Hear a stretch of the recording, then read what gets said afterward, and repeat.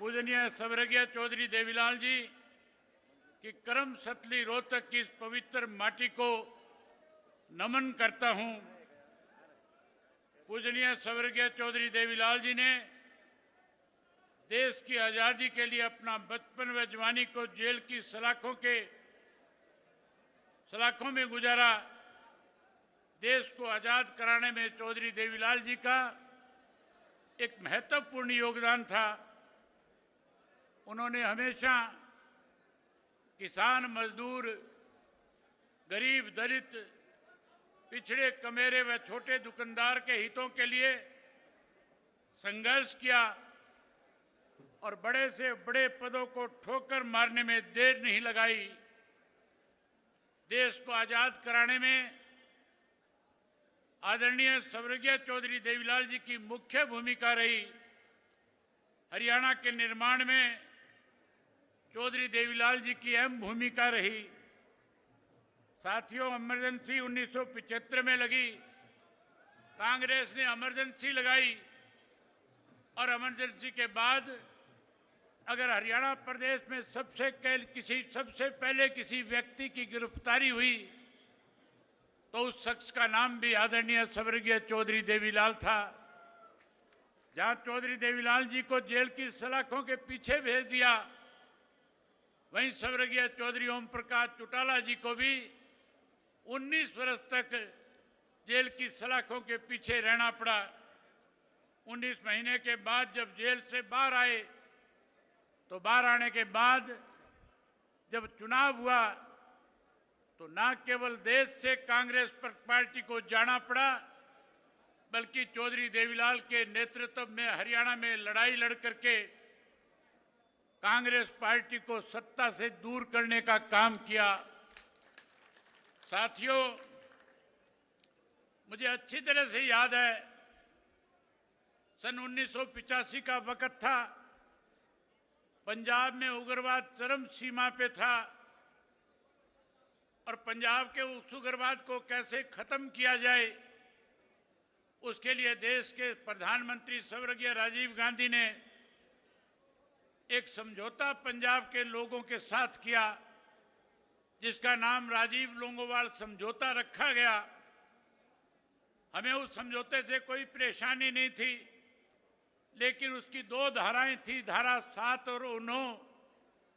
जिन धारा 7 और 9 के तहत हरियाणा प्रदेश के साथ भेदभाव किया जा रहा था। हरियाणा प्रदेश में उस वक्त कांग्रेस की तरफ से मुख्यमंत्री के पद पे चौधरी भजन लाल आसीन थे, बैठे थे। जब समझौता हो रहा था तो दिल्ली में राजीव गांधी के दफ्तर के अंदर राजीव गांधी और लोंगोवाल, संत लोंगोवाल दोनों बैठ करके हरियाणा के भविष्य के हरियाणा के साथ कुठाराघात कर रहे थे। कहीं जो चंडीगढ़ शाह कमीशन की रिपोर्ट के अनुसार हमारा हरियाणा का था, चंडीगढ़ को पंजाब को दे दिया गया था। उसी समझौते के तहत हमारा यमुना का पानी कम कर दिया गया था। चौधरी देवीलाल ने जब उस समझौते को पढ़ा, उसी दिन उन्होंने ऐलान कर दिया कि मैं भी चाहता हूं पंजाब के अंदर शांति हो, उग्रवाद खत्म हो, लेकिन कोई हरियाणा के साथ भेदभाव करे, हरियाणा के हकों पे कोई कुठाराघात करे, डाका डाले, मैं कतई बर्दाश्त नहीं करूंगा। और उसी दिन ऐलान कर दिया कि हम इस समझौते को नामंजूर करते हैं। अगर सरकार ने समझौता थोपने की कोशिश करी तो फिर हम हरियाणा के लोगों के बीच में जाएंगे और एक ऐसा आंदोलन खड़ा कर देंगे कि उसके बाद हरियाणा के लोग न केवल इस समझौते को रद्द करने में अपनी एडी चोटी का जोर लगाएंगे, बल्कि हम कांग्रेस पार्टी को हरियाणा प्रदेश से सुपड़ा साफ करके सत्ता से बाहर करने का काम करेंगे।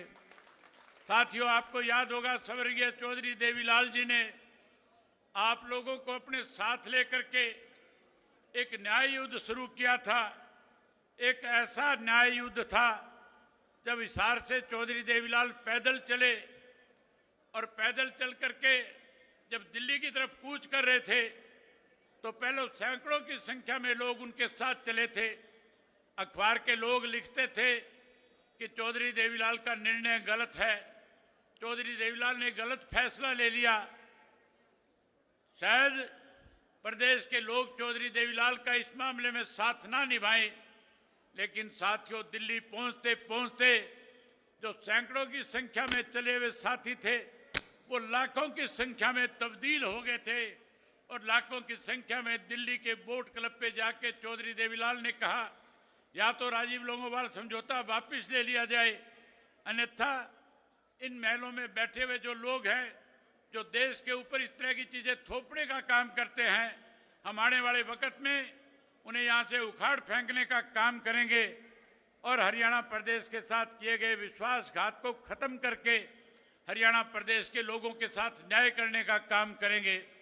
साथियों, आपके सहयोग और समर्थन से सन 1987 में जब चुनाव हुआ तो जिन कांग्रेस के लोगों ने हरियाणा प्रदेश को कहीं बर्बाद करने की ठान रखी थी, उन्हीं हरियाणा प्रदेश में आम जनता ने चौधरी देवीलाल के साथ खड़े होकर के उस विधानसभा के चुनाव में कांग्रेस पार्टी का सुपड़ा साफ कर दिया था। 90 में से 85 सीटें जिता करके प्रदेश की सत्ता सौंपने का काम किया था। आज फिर उसी तरह का वक्त चल रहा है।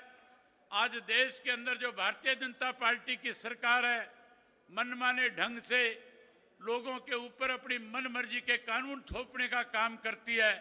आपने पिछले दिनों अखबार में पढ़ा होगा कैसे राजनीतिक लोगों को दबाया और कुचला जाए, इसके लिए देश के प्रधानमंत्री ने देश के गृह मंत्री से कहा कि एक बिल लेकर के आओ, ऐसा बिल लेकर के आओ कि जब हम चाहे विपक्ष के किसी भी व्यक्ति को जो सरकार के खिलाफ कहीं अपनी आवाज बुलंद करता है, जो कहीं सरकार को चैलेंज करने का काम करता है, कैसे उसको राजनीतिक रूप से खत्म किया जाए। इसके लिए साथियों, लोकसभा में एक बिल लाया गया था, आपने पढ़ा होगा। उस बिल में लिखा था कि जिस किसी राजनेता को 1 महीने कैद हो जाएगी, जो कोई 1 महीने तक किसी जुर्म के तहत कैद में चला जाएगा, ना वो मुख्यमंत्री रहेगा, ना वो मेंबर पार्लियामेंट रहेगा, ना वो विधायक और मुख्यमंत्री रह पाएगा। साथियों, इस तरह के बिल थोप करके कहीं देश के प्रजातंत्र को खत्म करने की एक साजिश भारतीय जनता पार्टी रचने का काम कर रही है। उन्हीं के पद चिन्हों पे हरियाणा प्रदेश की सरकार चल रही है। आज हरियाणा प्रदेश के अंदर मैं पिछले 2 साल से लगातार लोगों के बीच में जा रहा हूं। मैंने साथियों जो पैदल यात्रा करी थी, 4200 किलोमीटर का पैदल सफर जब तय किया था, 2000 से ज्यादा गांव, शहर और कस्बों में गया था। लोग मुझे बता रहे थे कि किस तरह से भाजपा और जेजेपी की सरकार ने हरियाणा प्रदेश के लोगों के साथ मन चाहे तरीके से लूटने का काम किया है। उन 5 वर्षों में उन दोनों पार्टियों के लोगों ने मिलकर के हरियाणा प्रदेश के अंदर अनेक बड़े बड़े घोटाले किए थे, घपले किए थे। अगर मैं सबका जिक्र करूंगा बहुत लंबा समय लग जाएगा। आप बहुत देर से बैठे हैं, आपने भी घरों को जाना है। मैं साथियों आपका ज्यादा समय न लेकर के 2-4 बातें आपके बीच में ऐसी करनी चाहूंगा कि किस तरह से हरियाणा प्रदेश के अंदर भारतीय जनता पार्टी को 2019 में सत्ता में कौन लेकर के आया, कैसे दोबारा सत्ता में आई थी। लोगों का तो फैसला था, लोगों ने तो मन बना रखा था कि हम भारतीय जनता पार्टी को सत्ता से बाहर करेंगे। 90 में से 40 सीट पे रोक दिया था, 50 विपक्ष के जीत करके आए थे, जबकि सरकार विपक्ष की बननी चाहिए थी। लेकिन साथियों 10 ऐसे लोग जीत करके आगे जो कहीं चौधरी देवीलाल के नाम की माला जपा करते थे, जो कहीं कहते थे कि हम चौधरी देवीलाल की नीतियों को लागू करेंगे, जो कहते थे 75 पार का नारा देने वाली बीजेपी को हम जमुना पार कर देंगे। लेकिन साथियों ऐसे स्वार्थी लोग थे जिन्होंने न केवल अपने स्वार्थ को पूरा करने के लिए आप लोगों के साथ विश्वासघात करने का काम किया, बल्कि 5 वर्ष भारतीय जनता पार्टी के साथ मिलकर के प्रदेश को लूटते रहे। प्रदेश के अंदर अनेक घोटाले किए, शराब घोटाला किया, धान घोटाला किया, वही साथियों रजिस्ट्री का घोटाला किया और रजिस्ट्री के साथ साथ अनेक ऐसे घोटाले थे, अगर सबका जिक्र करूंगा बहुत टाइम लगेगा। आपने सत्ता से बाहर कर दिया, 40 पे रोक दिया, उन 10 ने भाजपा की सरकार बना दी। उसके बाद लोगों ने मुझे बताया कि अब की बार जब चुनाव आएगा, जो 10 लोगों ने बीजेपी की सरकार बनाई है, इनका सुपड़ा साफ करेंगे, इन्हें सबक सिखाएंगे। आज मैं हरियाणा प्रदेश के कोने कोने से होकर के आपके बीच में आया हूं। पिछले 2 वर्ष से लोगों से मिल रहा हूं। हर व्यक्ति एक ही बात कहता है कि हमने भाजपा के साथ मिली हुई जो लोग थे, जजपा वालों को सबक सिखा दिया, उनको हमने सत्ता से बाहर कर दिया। जो सत्ता में बने रहना चाहते थे उन्हें माइनस पे लाकर के खड़ा कर दिया। मैं जब पूछता था कि भाजपा जजपा का कोई नाम लेवा बचा है क्या, लोग कहते थे कोई नहीं बचा। मैं आज लाखों लोग आए हैं, आपसे पूछता हूं, आप हरियाणा प्रदेश के कोने कोने से चल करके आए हो, आज कोई जेजेपी का नाम लेने वाला इस प्रदेश में बचा है क्या? मैं आपसे पूछना चाहता हूं, प्रेस के लोग सबको दिखाएंगे, आप जोर से बोल करके बताओ कि जजपा का पूर्ण रूप से सफाया हो गया कि नहीं हो गया? पूर्ण रूप से सफाया हो गया। जहां जजपा का सफाया आप लोगों ने कर दिया, वहीं साथियों अब ये जो तीसरी बार की सरकार बनी है, इसके लिए कोई और जिम्मेवार नहीं है। इस तीसरी बार को बनाने में मुझे पूरे प्रदेश के लोगों ने बताया कि ये बाप बेटा दोनों ने जहां भाजपा की तीसरी बार सरकार बनाई है, वहीं हरियाणा प्रदेश का नाश कर दिया। मैं आपसे पूछना चाहता हूं, ये तीसरी बार की सरकार के लिए कौन जिम्मेवार है, कौन दोषी है, कौन षड्यंत्रकारी है? तो जिस तरह से आपने जजपा का सुपड़ा साफ किया है, मैं उम्मीद करूंगा कि आने वाले समय में आप जैसे जजपा का सुपड़ा साफ करके आए हो, उसी तरीके से इस कांग्रेस पार्टी का भी सुपड़ा साफ करके इंडियन नेशनल लोकदल पार्टी को 2029 में सत्ता में लेकर के आओगे। साथियों, ये कांग्रेसी हमारे बारे में कहते थे, ये हुड्डा और इसका बेटा दोनों लगातार पिछले 2 वर्ष से प्रदेश में जहां कहीं भी गए, भाजपा के खिलाफ कुछ कहने की बजाय केवल एक ही बात कहते थे, इंडियन नेशनल लोकदल पार्टी तो वोट काटू पार्टी है। साथियों, ये कहते थे कि हम बी टीम है। मैं आज आपसे पूछना चाहता हूं, हरियाणा प्रदेश में कौन सी पार्टी ऐसी है जो भाजपा के बी टीम के रूप में काम कर रही है? कांग्रेस पार्टी बी टीम के रूप में काम कर रही है। जहां ये हमें वोट काटू कहते थे, मैं आज उन कांग्रेसियों को खुले तौर से कहता हूं, हम वोट काटने वाले नहीं, हम तो रांद काटने वाले हैं। आने वाले 2029 में जब चुनाव होगा, तो जहां भाजपा को सत्ता से बाहर करेंगे, वहीं इस कांग्रेस पार्टी की भी रांद काटने का काम करेंगे। साथियों, मैंने चेतना यात्रा में चौधरी देवीलाल जी के साथ बहुत काम किया था। मैंने चौधरी देवीलाल जी से बहुत कुछ सीखा था। चौधरी देवीलाल किस तरह से गांव-गांव में जाते थे, लोगों के बीच में बैठ करके उनसे पूछते थे कि कांग्रेस का राज अच्छा था या उस वक्त में जनता दल का राज था। उसके बारे में लोग कहते थे कि चौधरी देवीलाल ने जो राज बनाया था, चौधरी देवीलाल जिसमें उप प्रधानमंत्री थे, हमें उस वक्त बहुत सारी सुविधाएं मिली थी। खुल के कह रहे थे कि अगर आज पेंशन पूरे देश में किसी व्यक्ति की वजह से मिलती है तो उस शख्स का नाम चौधरी देवीलाल था। आज 100 रुपए वाली पेंशन 3000 के रूप में प्रदेश के लोगों को मिल रही है। साथियों, 2029 में अपनी सरकार बना लेना, इसी चौधरी देवीलाल की बनाई हुई पेंशन को 2 गुना के रूप में करके हरियाणा प्रदेश के बुजुर्गों का मान सम्मान बढ़ाने का काम करेंगे। बहन के कविता कह रही थी कि मैं चाहती हूं कि तेलंगाना की तर्ज के ऊपर हरियाणा प्रदेश के किसान की बिजली के बिल माफ होने चाहिए। मैं भरी सभा में आपसे वायदा कहता हूं, न केवल किसान के खेत के बिजली का बिल माफ करेंगे, बल्कि हरियाणा प्रदेश के हर बिजली के उपभोक्ता को मुफ्त में बिजली देने का काम करेंगे। साथियों, जब आप इंडियन नेशनल लोकदल पार्टी की सरकार बना दोगे, हम 3 चीजों का सफाया करेंगे। ये हमारी सोच है। हम चौधरी देवीलाल की नीतियों को आज जहां आगे बढ़ाएंगे, जहां हरियाणा प्रदेश के लोगों को सुख सुविधाएं प्रदान करेंगे, वहीं हम पहली कलम से पहले 3 फैसले लेने का काम करेंगे।